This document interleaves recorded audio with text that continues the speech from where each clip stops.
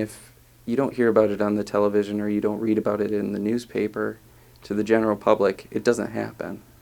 But when you're in law enforcement, you hear about it all the time.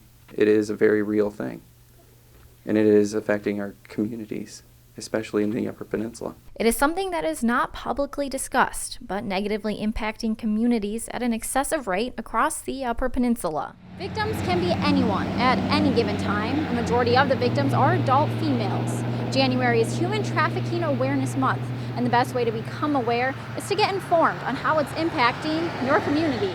With human trafficking, you have to have three things. You have to have force, fraud, or coercion in order for it to be human trafficking. And it involves the movement of a person over, transportation, recruiting, transferring and harboring a person. Over 60% of victims were tricked into the trafficking system by someone they know, and 35% of the time that person is a family member. Human traffickers typically target young women who have ran away from home. Almost 100% of women and girls who are being trafficked or who are maybe prostituting themselves are victims of child sexual abuse.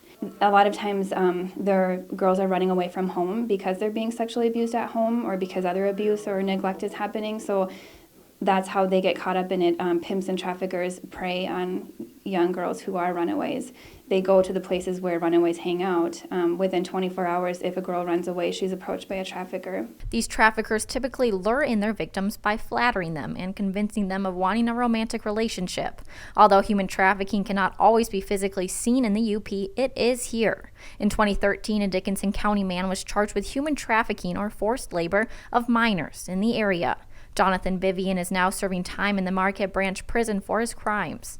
Due to the ambiguity of the situation, law enforcement officials need to keep their eyes peeled for any clue that could lead to a potential human trafficking case. It's a lot more common than people realize. It's very clandestine by nature.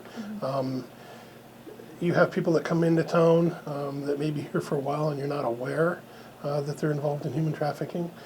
So it's one of those things that really kind of flies under the radar.